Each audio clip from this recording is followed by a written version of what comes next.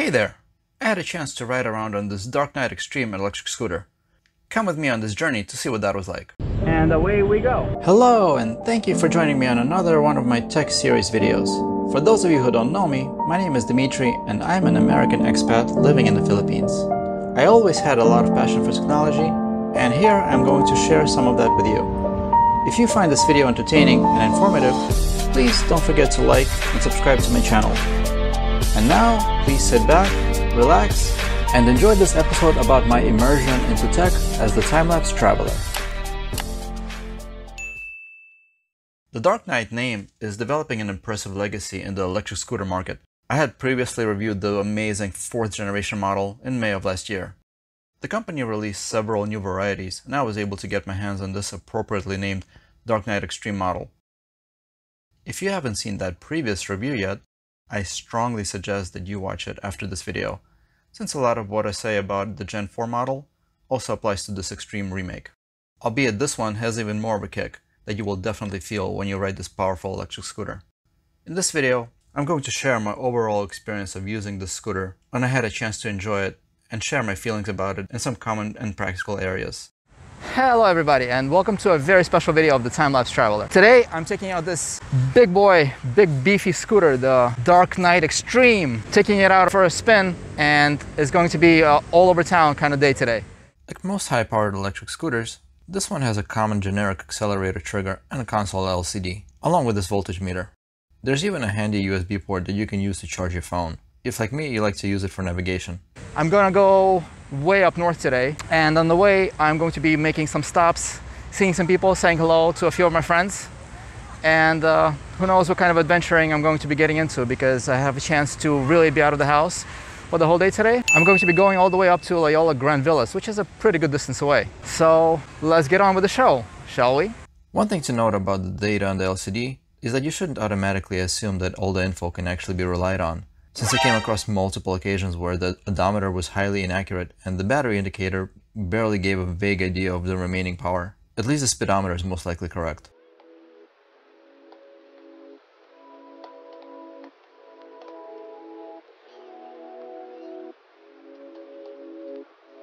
I really need to mention that the majority of the footage of me riding the scooter going forward is in time-lapse mode, unless of course I mention otherwise. I have shot a whole lot of video footage to make my recent series of videos that I just wanted to share more of the areas where I've traveled, and so the video is mostly accelerated so that you can see more of the content without me wasting your time.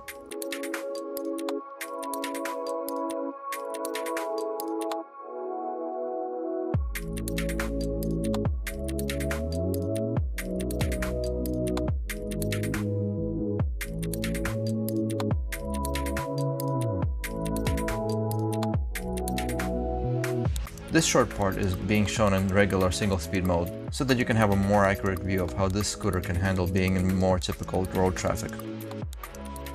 This scooter has a very similar design of the Gen 4 model. The biggest difference being a slightly more powerful motor, 52 volts of power, and the battery that has a 26 amp hour capacity. Meanwhile, the dual hub motors stay at the same impressive 1200 watt output. That's 1200 watts of power per motor, for a total of an impressive 2400. Thus to contrast with the 250 watt motor on my Xiaomi scooter with its 7.8 amp hour battery. And what a difference that is. Some of the other notable features are having an extendable stem, which is great for taller riders like me. The handlebars are also foldable, just like the Gen 4 model, and that's something that will come in handy later in this video.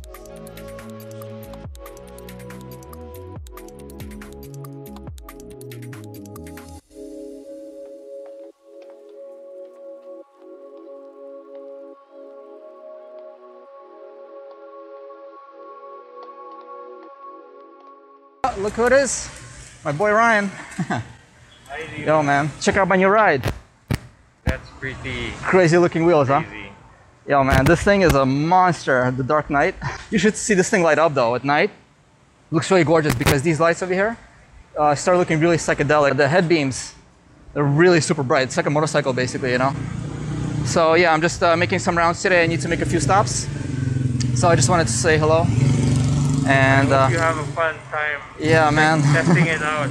For sure. I mean, with this kind of ride, how could I not have fun, you know? So far, it looks like the battery dropped by 1 bar already I'm at 56.3 volts. This is the one that you really have to look at though. Bigger scooters like this, it seems like the battery indicator on this kind of console, it seems like it's not like the most reliable thing to go by. Because I started at 59.1, now it's 56.3, so it's all right, I guess. I mean, I just made it here from BGC, and I'm in Poblasion and Makati City. So, all right, I'm gonna get going. All right, take care, man. See ya. All right. Nice weather today. Yeah, it's beautiful. It's not too hot. It's windy though, man. When I was on the overpass, I almost got blown away on this thing. So crazy windy. Yeah, well, man. All right, thanks a lot. See you later. All right, let's get going. The overall dimensions of this powerful electric scooter are very similar to that of Gen 4 as well. The only difference being an added couple of kilograms of weight, clocking in at around 34 kilograms due to the higher capacity of the battery. This one coming in at 52 volts, going up from 48. Just like the maximum speed of 70 kilometers an hour, this gives you a theoretical maximum range of up to 70 kilometers, or a little over 40 miles. To infinity! Another disclaimer I must mention about the real-world range of any vehicle is the style of how you drive it.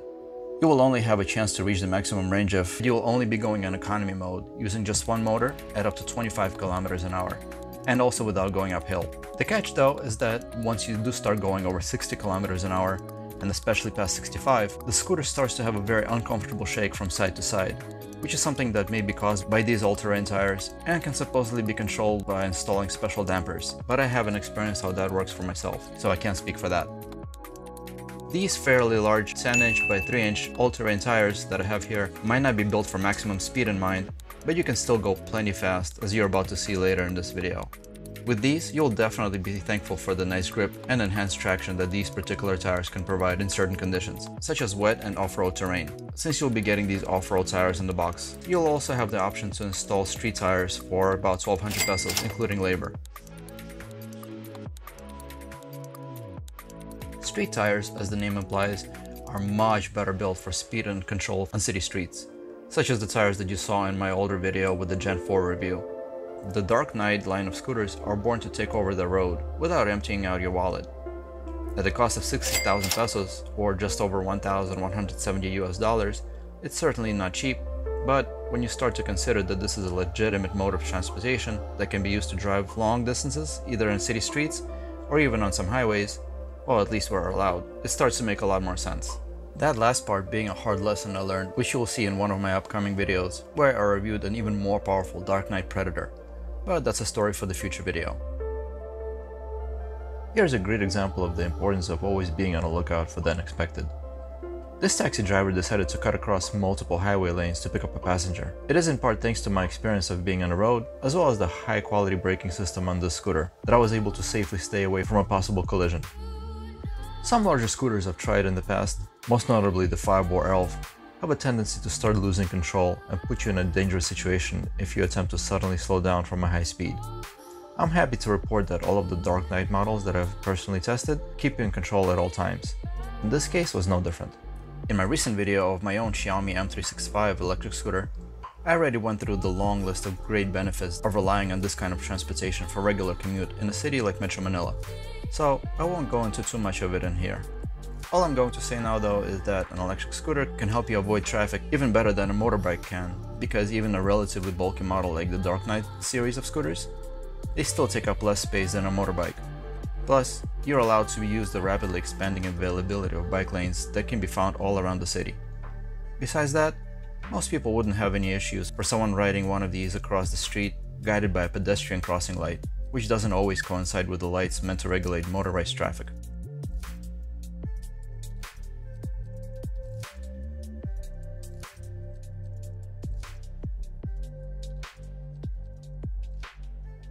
Here, I had to stop by Tita Josie's house regarding some medications for my wife Chris. All right, so I made another stop. I'm at Tita Josie's house right now. Very, very nice, sweet lady, by the way. If you remember her, she was in one of my videos that I made, the Lone Road to Recovery. If you haven't seen that video, I definitely recommend you check that out. That's kind of a different one, you could say. But yeah, the Dark Knight still alive and kicking, as you can see. The voltage right now is down to 50.7. But you know what? I actually have to say that the power seems to be already slipping a little bit. I wasn't able to go as fast when I was riding on the road, but let's see how far I'll be able to get back on my return home. And I'm going to be heading back in a little bit. All right, See you in the next stop. The sudden rain kind of soured my mood a bit, since I didn't have a raincoat and the downpour was pretty heavy, which wouldn't have been a problem for this scooter, but I however decided to wait it out, at least the first wave of the watery assault. Luckily, the rain didn't persist for too long, and I was soon on my way, keeping my fingers crossed that the battery wouldn't give out too soon. Speaking of which, I kind of overestimated how much power I had at the start of this journey, and would soon need to resort to plan B in order to get all the way back home.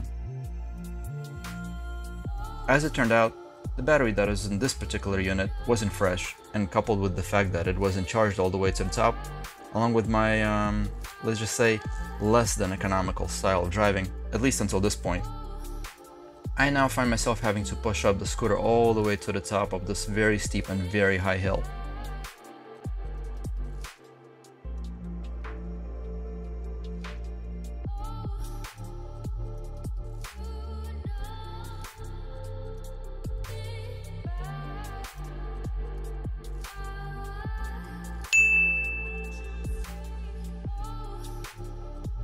Tita Josie was kind enough to provide me with a hoodie for the ride back home because it started to rain just when I got there. One thing to keep in mind with any electric vehicle is that when the battery starts to run low, the first thing that will suffer is your ability to go up on a hill, as it requires a whole lot more power, which in my case was draining fast. I was, however, still able to reach at least 25 to 30 kilometers an hour while on a straight road, and much faster when going down any kind of a hill. Right here, I had to be extra careful, merging with the traffic because I couldn't keep up with the speed and no longer had the ability to accelerate if I had to get out of someone's way quickly.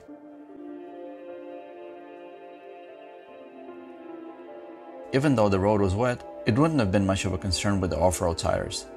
If only the battery was properly juiced up, but as things were, this U-turn was a tricky maneuver to make.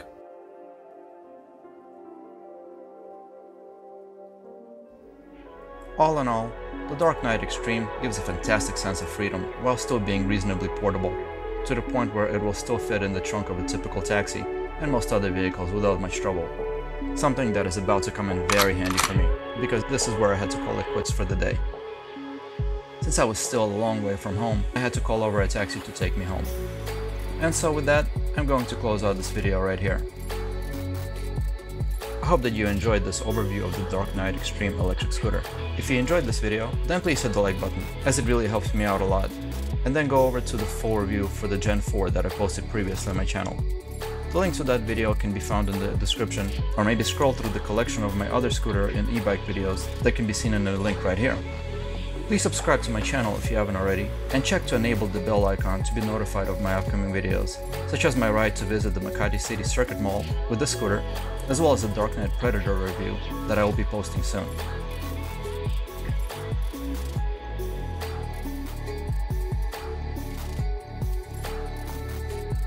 As always, please do take care of yourselves and each other, and of course, keep looking out for more videos coming at you from the Time Lapse Traveler.